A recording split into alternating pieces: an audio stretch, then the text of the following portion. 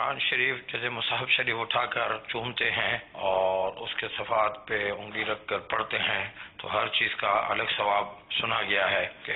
انگلی رکھنے کا بھی ثواب، دیکھنے کا بھی ثواب۔ تو دور حاضر میں جیسے موبائل میں قرآن شریف پڑھتے ہیں تو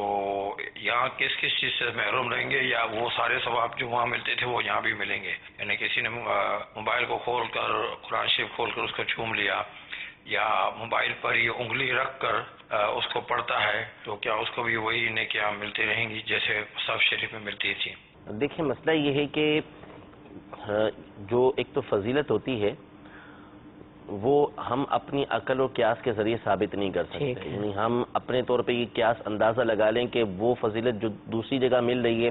اسی پہ اندازہ کرتے ہوئے ہم یہ کہہ دیں کہ اس پہ بھی فضیلت ہمیں ملے گی۔ مثال کے طور پر کوئی شخص عاشورے کا روزہ رکھتا ہے تو اس کی فضیلت ہے، اب وہ کہتا ہے کہ میں ہر مہینے 10 تاریخ کو روزہ رکھ لوں تو مجھے وہی فضیلت حاصل ہو جائے، ایسا نہیں ہو سکتا۔ اپنی مرضی سے ہم فضیلت ثابت نہیں کر سکتے، فضیلت کے لیے نص ہونا ضروری ہوتا ہے۔ یہ الگ بات ہے کہ ثواب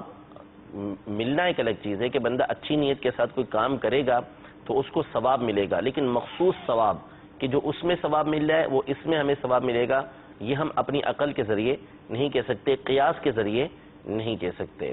اب جو فضائل بیان ہوئے ہیں وہ تو اس قرآن پاک کے بیان ہوئے ہیں کہ جو ہمارے سامنے موجود ہے، جو نبی کریم صلی اللہ علیہ وسلم کے زمانے میں طریقہ کار تھا لکھا جانا، تو اس کے ثواب تو ذکر ہوئے ہیں کہ اس کو کوئی چھوئے گا، اس کو کوئی چومے گا اچھی نیت کے ساتھ، جسے صحابہ چوما کرتے تھے۔ حضرت عثمان غنی رضی اللہ عنہ کے معمولات میں سے ملتا ہے کہ آپ قرآن پاک کو چوما کرتے تھے، تو ان کا جو چومنا ہے یہ باعث ثواب ہے۔ کوئی حضرت عثمان غنی رضی اللہ تعالی عنہ کی پیروی کے اندر چومتا ہے یا قرآن پاک کی محبت میں اس کو چومتا ہے تو انشاءاللہ یہ اس کے لیے باعث ثواب ہوگا۔ اسی طریقے سے قرآن پاک کو ہاتھ لگانا، اس کو بھی علماء نے ثواب لکھا ہے کہ اللہ تبارک و تعالیٰ کی کتاب سے برکت حاصل کرنے کے لیے اس کی تعظیم کی نیت سے اس کو چھوئے گا تو یہ اس کے لیے ثواب ہوگا۔ ان چیزوں کے لیے تو ثواب موجود ہے۔ اب مسئلہ ہے اینڈرائڈ موبائل کا کہ اس میں قرآن پاک موجود ہے تو یہ انتہائی احتیاط کا معاملہ ہے، کیونکہ اس کے اوپر جو ہے وہ کئی احکام ایسے ہیں کہ جو ہم قرآن پاک والے دیتے ہیں۔ یعنی علماء نے اس میں احتیاط یہ برتی ہے کہ بلا وضو